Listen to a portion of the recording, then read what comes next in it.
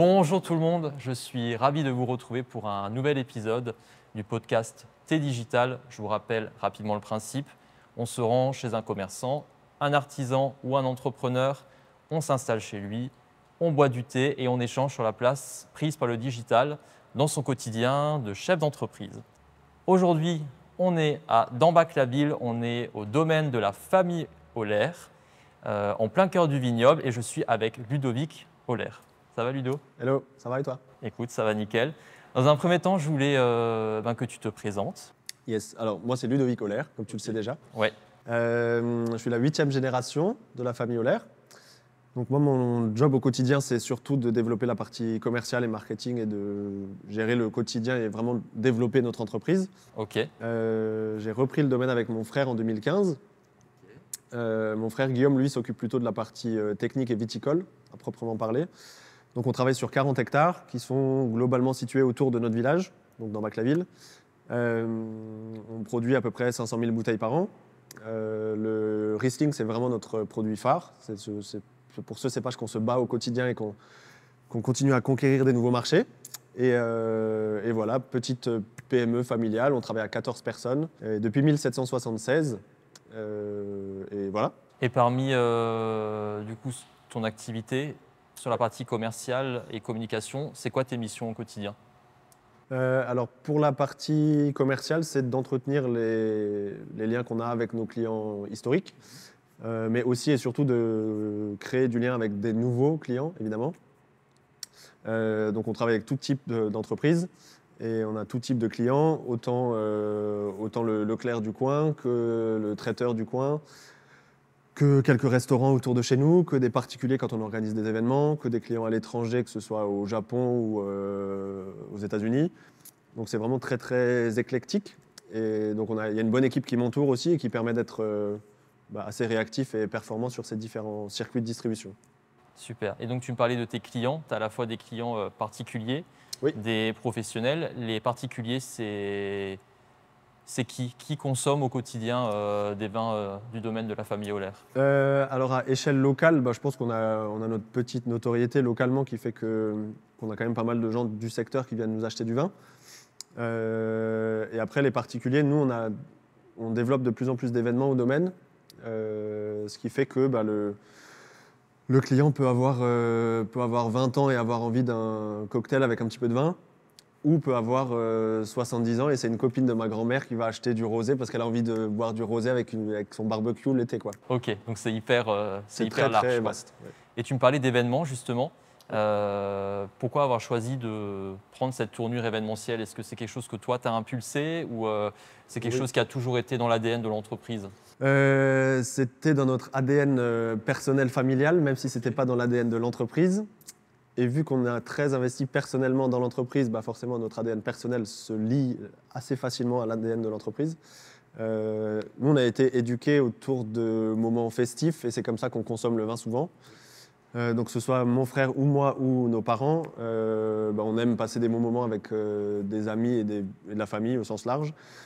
On aime tous bien manger, bien boire. La musique, quand il y en a, c'est encore mieux. Et du coup, on a décidé tout simplement de créer ses propres événements qu'on appelle les afterwork du bistrot, qu'on organise du coup tous les jeudis, de début mai à fin août. Et donc, il y a entre 100 et 300 personnes tous les jeudis de l'été. Super. On se donne rendez-vous le jeudi Oui, carrément. pour un afterwork au domaine de la famille Holler. Carrément. Super. Avec plaisir.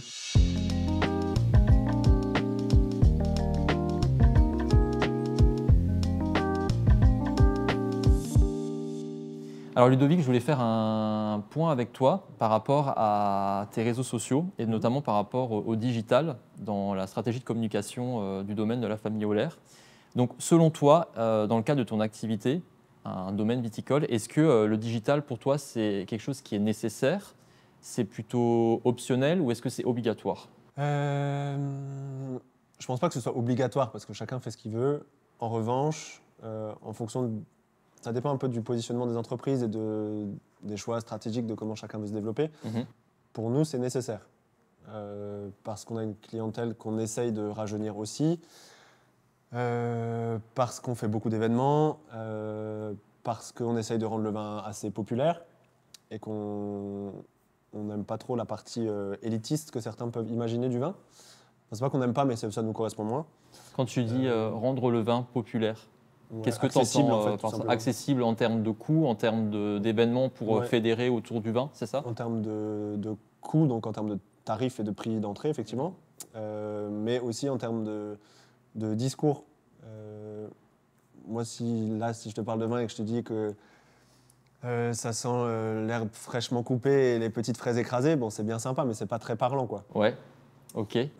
Donc on essaye même dans notre discours commercial, peu importe avec qui on travaille, d'utiliser des mots simples et de rendre vraiment le produit convivial et facile et accessible. Ok. Et donc pour toi, c'est obligatoire à ton... Pour notre entreprise, Ouais, oui. pour ton entreprise, c'est obligatoire. Oui. Et justement, par rapport à cette stratégie digitale, tu vas utiliser quel levier, quels réseaux sociaux tu vas privilégier pour ça? Plusieurs d'entre eux. Nous, on est principalement sur Facebook et Instagram. C'est les réseaux les plus utiles pour nous. LinkedIn un peu. Pourquoi tu as fait ce choix Facebook, Instagram en priorité et LinkedIn plus en retrait? C'est quoi la stratégie que vous suivez? Alors, c'est juste que, encore une fois, étant donné qu'on a ce côté événementiel et populaire et proche des gens, la partie ouais, Facebook et Instagram, c'est là où on touche le client final. Moi, personnellement, j'utilise beaucoup LinkedIn, mais du coup, c'est pour de la prospection plutôt professionnelle qui demande, alors ça demande aussi du temps et des posts et tout ça, mais de manière un peu moins régulière.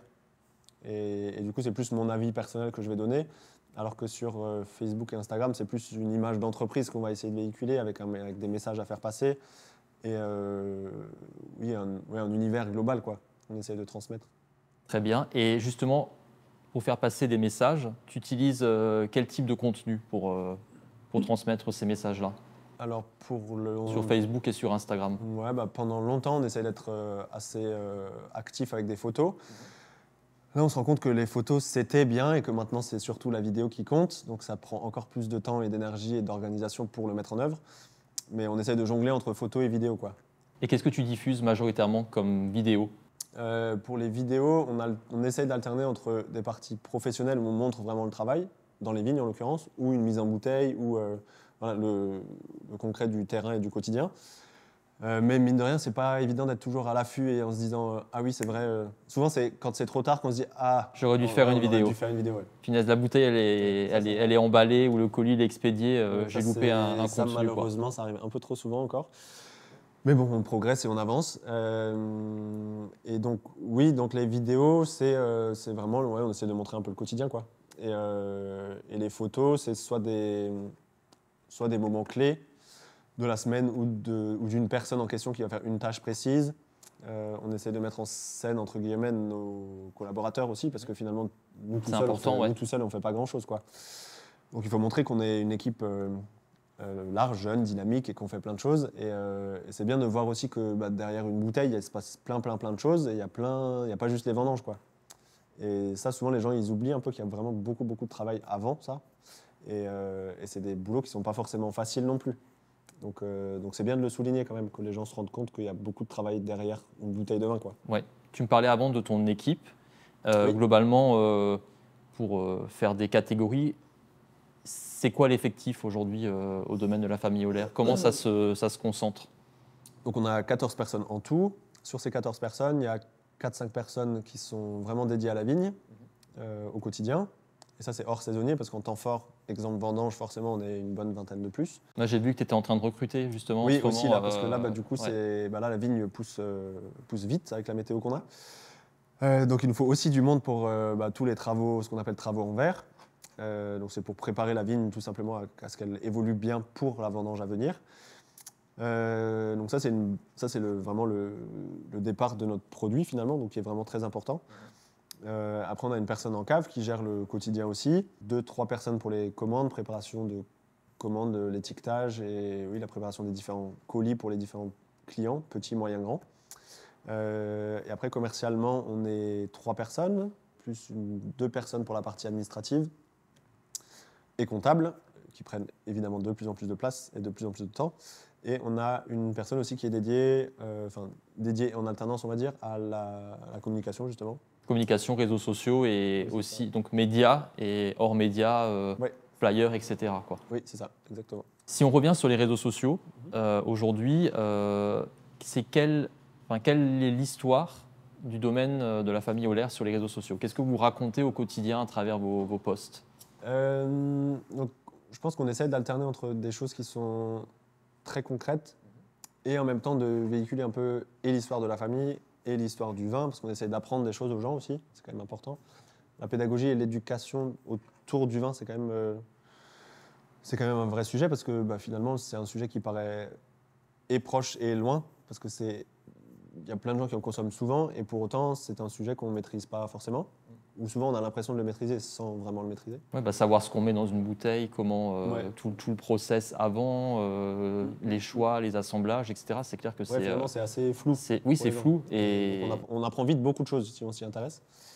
Mais après, on va autant faire, on peut faire un post sur le fait qu'on était maître tonnelier avant d'être vigneron. Ça, c'est des choses aussi que les gens qui nous suivent et qui consomment nos vins régulièrement, ils ont beau aimer nos vins, mais c'est important qu'ils connaissent l'histoire de notre entreprise et d'où on vient et pourquoi on en est là aujourd'hui. La porte d'entrée, quoi. Comment vous avez réussi à vous perfectionner et à prendre une direction aussi bien en tant que domaine viticole et également comme lieu dans lequel on peut retrouver de l'événementiel, des animations. Donc ouais, c'est sympa d'avoir ce côté didactique et pédagogique derrière, quoi.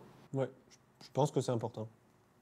Et justement, pour se raccrocher à la notion d'histoire, c'est quoi aujourd'hui les valeurs de la famille du domaine Holler? Il y en a plusieurs et je pense qu'avant tout, c'est la rigueur du travail, le sens du travail bien fait. On est assez attaché à ça. Mon frère s'attache vraiment à travailler le plus proprement possible et avec vraiment un sérieux, une rigueur assez comment dire, Forte. ouais, assez forte tout simplement. Donc tout le domaine est certifié bio, donc 40 hectares en bio, ça fait un peu de surface à travailler. Pour le faire correctement, il faut que justement tout soit bien organisé et structuré. Et puis surtout, tu as des normes, des choses à respecter, quoi. C'est contrôlé, donc on ne peut pas faire tout et n'importe quoi. Non, et surtout clairement. d'un point de vue communication, Oui, aussi, le label bio, c'est un label ça rassure. Donc la clientèle doit aussi avoir ces différentes valeurs qui sont transmises à travers les postes, quoi. Ouais, donc ça, effectivement, le fait de la rigueur et le fait de travailler les choses de manière rigoureuse. La passion de notre travail, ça, c'est clairement, c'est un métier qu'on ne peut pas faire si on vit pas ça, clairement, au quotidien. C'est une vocation, quelque part. Je pense que ça se ressent, parce que, en fait, qu'on le veuille ou non, c'est quelque chose qu'on a en nous. Et, qui coule dans vos veines. Ouais, on peut dire que ça coule dans nos veines, mais ouais. Et oui, du coup, ça, c'est clairement la passion de ce métier, de transmettre les choses et d'éduquer les gens au vin et de partager les produits qu'on réalise. Ça, c'est vraiment, c'est quelque chose qui nous fait vibrer, je pense, au quotidien, vraiment. Et après, le partage, parce qu'au final, c'est bien beau de faire du beau vin si c'est pas partagé à table avec des gens qu'on apprécie. Finalement, ça a moins d'intérêt, quoi. C'est pour ça que nous, toute la partie... on n'aime pas faire de chichi avec le vin, quoi. Pour nous, le vin, c'est un produit qui vient de la terre. Donc on est viticulteur, mais c'est très proche du monde agricole, finalement, quoi. Nous, si demain il grêle... Vous êtes dans le même cas de figure qu'un agriculteur classique, quoi. On pleure littéralement, oui. quoi. Enfin, c'est pas juste une image, ça nous touche vraiment. Et on dépend quand même énormément de cette partie-là. Les aléas climatiques, la météo, c'est des choses. Ça permet de rester assez humble finalement par rapport à notre environnement de manière très générale. Et je pense que oui, le partage, juste de partager le fruit de notre travail, quoi. Ça, je pense que c'est vraiment quelque chose qui nous tient à cœur. Tu parles justement de partage. Souvent, on fait le lien réseaux sociaux, partage, communauté. Justement, sur les réseaux sociaux, c'est qui aujourd'hui la communauté de votre domaine? C'est pas évident à répondre. Je pense qu'il y a une bonne partie, c'est certainement des locaux, une bonne partie. Et c'est des gens qui doivent se retrouver dans ces valeurs finalement, qui sont là pour passer un bon moment, qui n'ont pas envie de s'ennuyer à parler de vin en utilisant des mots compliqués, qui aiment bien manger, boire, faire la fête, rigoler, danser. Ouais, je pense que c'est des gens qui... C'est une communauté à votre qui tiennent image, à la convivialité de notre région, de notre pays, Il n'y a pas beaucoup de pays quand même comme ça où le vin est tellement ancré. Et étant alsacien et forcément chauvin et passionné de nos produits, notre territoire et notre terroir, il y a des choses qu'on fait en Alsace qui ne sont pas communes dans d'autres régions. Et c'est chouette de garder un peu cette identité assez forte, mine de rien. J'approuve. Tant mieux. Est-ce que toi, en tant que personne qui est en charge de cet aspect communication, même si tu as de l'aide de la part de collègues, etc., est-ce que toi, tu es personnellement à l'aise avec ces outils digitaux? Est-ce que tu as des difficultés? Est-ce que tu as des facilités? Comment tu appréhendes ça dans ton quotidien? Je pense que j'étais à l'aise et que le temps faisant, moins on l'utilise et plus on vieillit, plus c'est compliqué de l'aborder et que c'est des sujets qui vont très très très très vite. Donc oui, quand je sortais de l'école, oui, j'étais à l'aise, aucun problème. Là, 10 ans plus tard, je suis content d'avoir quelqu'un qui nous aide et qui nous fait avancer sur le sujet parce que c'est clairement, ça devient un vrai métier quoi. Et qu'on peut plus s'improviser à faire des photos comme ça et faire un post à droite à gauche. Ou alors si on le fait, c'est moins pro et si c'est moins pro, c'est moins performant. Si c'est moins performant, est-ce que ça a vraiment un intérêt de le faire? Voilà, plein de sujets. C'est toute la question de pourquoi on poste un contenu, quel est l'intérêt, est-ce que ça a une valeur, etc. Tu me parlais justement que tu as de l'aide. Du coup, c'est quoi les missions de cette personne qui gère toute la partie réseaux alors, sociaux? Charlotte qui nous aide beaucoup sur ce sujet, elle crée le contenu d'une part, donc en faisant les photos en l'occurrence, ou les vidéos. Elle se forme elle-même beaucoup sur le sujet, donc ça aide à faire des contenus de qualité. Elle connaît bien l'entreprise aussi parce que ça fait quelques temps qu'elle est là maintenant et donc ça aide aussi parce qu'on ne fait pas de la com dans le vin comme on fait de la com sur, je sais pas, des chaussettes ou autres. Et donc il y a quand même quelques spécificités techniques, on va dire, qu'il faut maîtriser pour pas dire n'importe quoi. Donc elle va écrire le contenu et rédiger le post. Et après on diffuse en fonction des sujets, soit sur Facebook, soit sur Insta. Oui, voilà. Donc vous avez quand même une stratégie, vous avez quand même un calendrier. Pas forcément la même chose. Ouais, Voilà, il y a un calendrier qui est en place, des thématiques, Yes. et en fonction de la saison ou des événements, vous allez axer plus ou moins ces différents leviers-là, quoi. Ouais. Tu me parlais ça, par exemple, je te coupe juste, mais c'est quelque chose qu'on a mis en place qu'on n'avait pas avant, d'avoir un vrai planning éditorial. Ça, on n'avait pas avant, par exemple. Mais ça permet de structurer, de prendre de l'avance, parce qu'il n'y a rien de pire en fait que de le faire à l'arrache. Dans le feu de l'action. Finalement, ça ressemble à rien, il n'y a pas de stratégie, il n'y a pas de cohérence. Alors que là, au fur et à mesure, on se professionnalise finalement dans cette branche de notre métier, quoi. Ouais, et tu te rends bien compte qu'en ayant cette stratégie-là, vous êtes aussi plus performant ou vous laissez moins déborder. Oui, et quelque part, en fait. voilà. C'est comme tout en fait. Oui. Quand c'est organisé, ça permet d'anticiper, ça permet d'être plus propre et pro dans la manière de faire et dans le contenu proposé. Et ça n'empêche pas que c'est parfois compliqué de trouver de l'inspiration ou autre. Mais en tout cas, ça permet de structurer la démarche et ça, c'est important quand même. Si aujourd'hui, je te donnais l'opportunité de te perfectionner sur une thématique, sur un réseau, en utilisant un outil, qu'est-ce qui te manque aujourd'hui pour être, disons, au maximum de tes capacités sur l'usage professionnel des réseaux sociaux? Je reviens du coup sur le sujet de tout à l'heure. Pour moi, c'est vraiment la vidéo que je maîtrise très peu. Ok. Faire des photos, j'estime que si on a un peu un esprit un petit peu artistique, qu'on a un téléphone correct aujourd'hui qui fait quand même des bonnes photos, du moins suffisant pour ce qu'on fait. On est loin d'être professionnel de la photographie, mais ça suffit. Je pense que sur la photo, on peut arriver à faire des choses à peu près correctes. La vidéo, peut-être aussi, mais juste que je ne maîtrise pas du tout les outils, quoi. Ok, donc ce serait plutôt axer la stratégie de com sur la partie vidéo pour pour avoir un peu plus de vidéos, pour être plus à l'aise avec la réalisation de vidéos, des petits montages ou des petits réels. Je suis sûr que ça ne doit pas être très sorcier. Non, mais au moins avoir l'idée de se dire ça peut être un réel, ça peut être une photo, ça peut être une story, et savoir comment panacher tout ça, quoi. Yes. Ouais.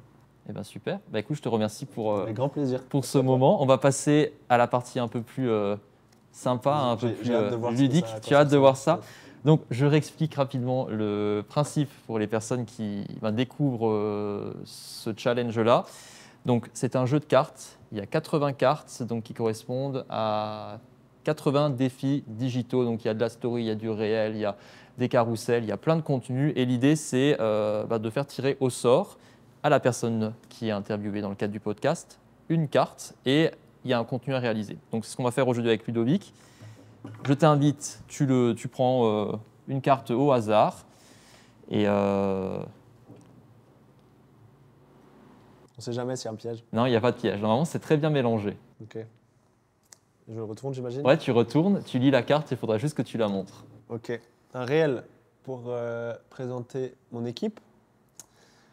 Eh bien, ça va demander un peu de Et ben voilà, tu vois, challenge. on est dedans, donc on reste dans la thématique vidéo. Est-ce que tu es capable de relever ce défi ou pas? Bien sûr, je suis cap, bien sûr. Top. On va rigoler, mais oui, bien sûr, je suis cap. Très bien. Merci. Là, je t'en prie, tu peux garder la carte Je en la garde. attendant. Eh bien, je vous remercie de nous avoir regardés, de nous avoir écoutés, que vous soyez sur le chemin pour aller au travail, dans votre voiture, en train de prendre votre douche, que sais-je. Merci beaucoup pour votre écoute. Merci également à l'équipe d'Alpha Centauri Film de réaliser la captation du podcast. Merci également à Ludovic de nous avoir reçus aujourd'hui dans le cadre de cet épisode. Je te plaisir. souhaite bonne chance pour le challenge. On en a besoin. T'en auras besoin? T'inquiète pas. D'ailleurs, je n'ai pas précisé que si tu as un petit coup de stress ou que tu n'as pas la méthode, il y a une fiche ressources qui est prévue pour te donner les clés pour réaliser un bon réel. Donc, si tu as la moindre difficulté, tu n'hésites pas. Très Ok. bien. Parfait. Quant à moi, je vous retrouve très très vite dans un nouvel épisode du podcast.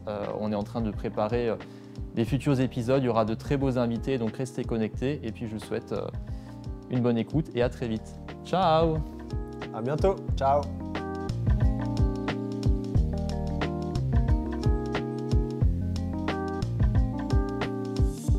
Et ben voilà.